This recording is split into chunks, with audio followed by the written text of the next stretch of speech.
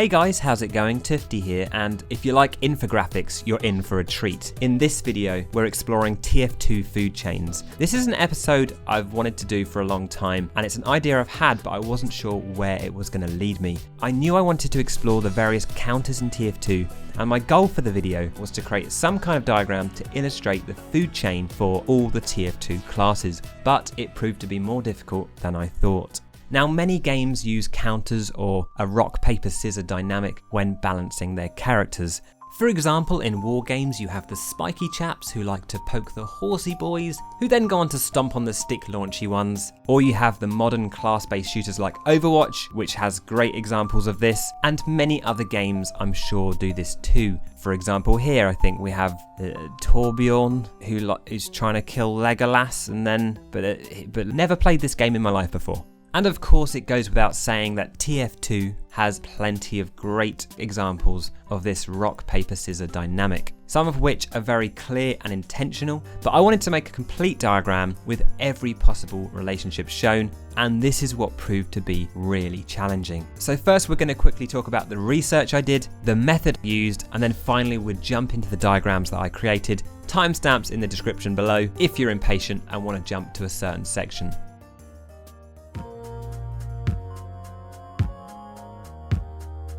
There is of course a lot of existing material out there, some of which did a pretty decent job of illustrating the relationships of all the classes, although some on the other hand were clearly outdated and in some cases had glaring errors. I found three main methods or type of infographics that could be used for what we were trying to achieve. A simple table like this can work really well, and it allows you to create a range or a scale of counters. In this case, I'm not too sure about the terminology this guy used, and I actually disagree with some of the points being made here as well. Next up is a flow diagram, which again works pretty well when it's fairly simple, but can very quickly get overly complex and difficult to read. I thought this one was pretty decent, although again it felt like this had missed out some fairly significant components. And finally, the one that I had in my mind when I was making this video was this kind of circle diagram. I mean, this particular one I found for Overwatch, it looks beautiful as an infographic, although in reality, it's not much use. I mean, you really have to concentrate to figure out what's going on here and pick out the information. In all honesty, possibly the clearest way to get across this information is simply to go on a class by class basis and just list out who they're strong against, who they're weak against. In this example, they've actually laid out not only the counters, but who they synergize with, who they're not necessarily great at working with as well, which I think is another interesting touch.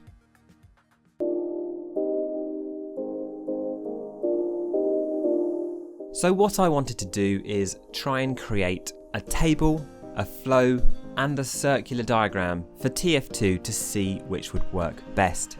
And before I share these with you, I just had a couple of callouts to make. Often you will hear the terms hard counter and soft counter. A hard counter is often defined as a skill, weapon or item that completely nullifies another and gives a decisive advantage with a high chance of victory. I don't think there are many examples of this in TF2.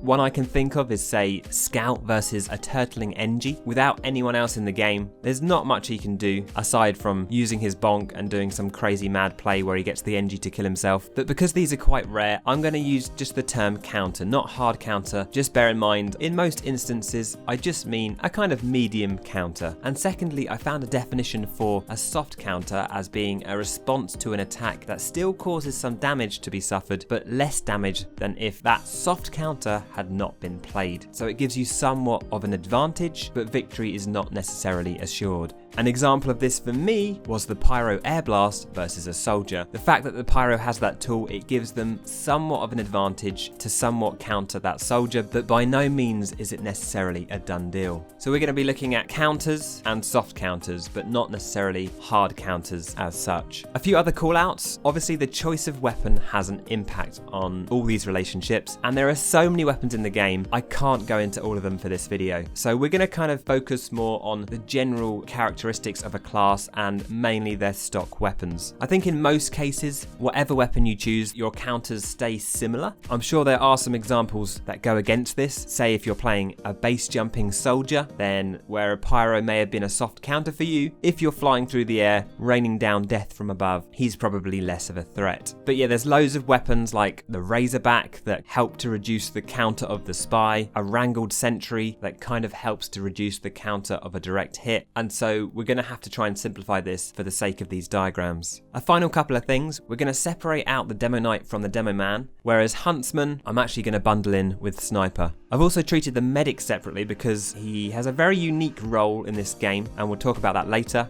And finally, the last caveat is that obviously the skill of each individual has a huge impact. For example, a spy with thousands of hours on the class is probably not going to have too many issues with a pyro on his first day in TF2.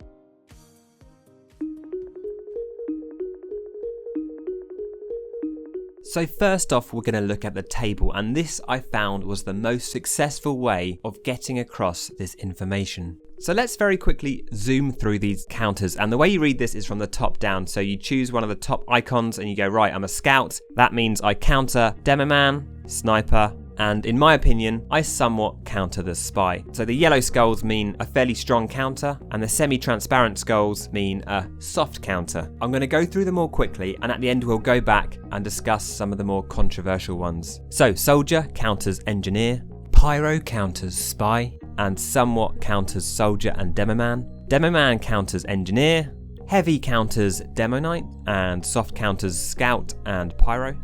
Engineer counters Scout, Pyro, and Demo Knight. Sniper counters Heavy and soft counters Engineer. Spy counters Heavy, Engineer, and Sniper. And finally, Demo Knight somewhat counters Snipers and Spies. Now I can hear you raging. I can hear you raging in the distance already, okay? This is my opinion from my experience in the game. This is about having a discussion, and I'd love to hear your thoughts in the comments below. So, a few insights, a few things that I noticed that were kind of interesting, and then we'll get to some of the more controversial things. First of all, Soldier doesn't seem to have a strong counter. Pyro can of course air blast his rockets back at him, but you can definitely outplay that. If you're smart and you time your rockets well, it's not a huge problem unless they're kind of a god at air blasting. One trend I noticed that makes a lot of sense is that the more classes you counter, generally speaking, the more counters you tend to have too. Spy and Engie are great examples of this. Specialist classes can be really powerful, but at the same time have a lot of counters and kind of need to have a lot of counters to keep them in check.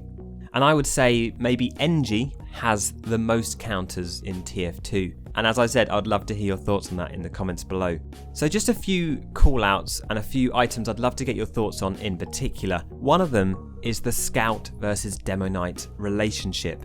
Sometimes when I'm playing Demo Knight, I feel like I can completely demolish Scouts. Sometimes when I'm playing Scout, I feel like I can just run away from the Demo Knight, keep out of his range, and whittle him down, no problem at all. I really couldn't figure out which way the power dynamic worked. I guess it's situational, I guess it's map dependent, but please let me know what you think on this one. I'd love to hear from you. Next up, Pyro versus Sniper. You could argue that with a flare gun, you can really annoy those snipers from a distance, but at the same time, you could argue that a Pyro can't do anything against a sniper until it's in range. So again, it's another one that's situational, but again, I'd love to hear your thoughts on that one. Next up, while I was doing research for this video, I saw a lot of people mention that they thought that Heavy was a pretty strong counter for Pyro. Now, he's definitely strong against him, but I wasn't sure about having him as a strong counter. It didn't feel right to me, I don't know why. If you put a Pyro and a Heavy next to each other, they just hold down M1. Sure, the Pyro will die first, but that Heavy will be in a pretty bad state by the end of it. So that was kind of my thinking around this one. But again, let me know your thoughts in the comments below. So let's take a look at some of the other types of diagrams I explored. The first one was the flow. Look at it. Isn't that beautiful? It's a masterpiece. You're welcome to print this off and put it on your wall. So as I sketched this out, it very quickly became quite complicated, and this is even before I've added the soft counters in. I mean, you could argue that I could tidy this up a little bit. I just don't think it's worth it. This just becomes a complete mess.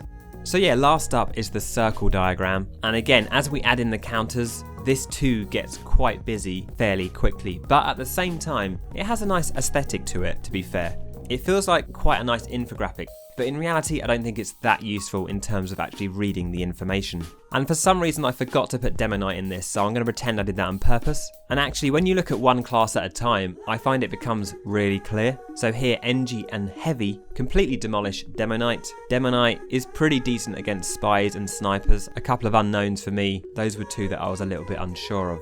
So let's take a very quick look at Medic before we finish up this video. So he's a bit of a funny one, right? Because everyone in a one-on-one is pretty strong against Medic. But at the same time, you could argue that he somewhat counters the Engineer when he gets his Uber. You could even argue that he counters everyone when he gets his Uber. So a tricky one to try and fit into these diagrams. Oh, and the final circle diagram I wanted to produce for you guys is, of course, Heavy being pocketed by a Medic equals counters everyone in the world. So I'm really pleased with how my original table turned out, and I even like how my more playful circular diagram turned out too. And I suppose the table could in fact be fairly useful for new players. If they're having a problem with a certain class, they could take a look at this and figure out what to do about it. It would be interesting to take this further and explore what good pairings there are, for example Heavy and Medic, or Pyro and Engineer. And something else I've always been interested in is the idea of which classes are good on which type of maps or game modes. As I said, I've thought carefully about this, but at the same time, this is just my opinion based on my experience in the game and based on the research that I've done. So I'd love to hear what you agree with, and more importantly, what you disagree with in this video. Finally, I wanted to end on a really serious note. I found this diagram here and I just wanted to do the community a favour and make sure I called this out because it's got a glaring error in. But you know, good effort. This was from Reddit, and I'll put all the links to these diagrams I've used in the description below, by the way, if you want to check them out. And if you want to check out my Discord or Twitter or other things that are probably cool, just pop down in that description. You're going to have a whale of a time, I promise you. A very quick thank you to Cheese and Sxottie for your very juicy gifts. Sxottie in particular, who gave me the unusual Bad Pipes taunt, which is awesome, my first unusual taunt. So thank you very much, and to everyone else, thank you very much for watching. I hope to see you guys in one of my streams, and if not, I'll see you guys in the next video.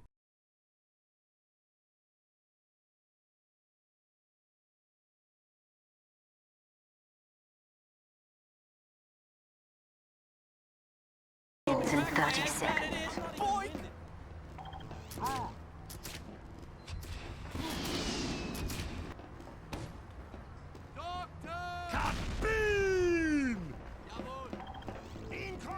Mission begins in 10 seconds. 5, 4, 3, 2, 1.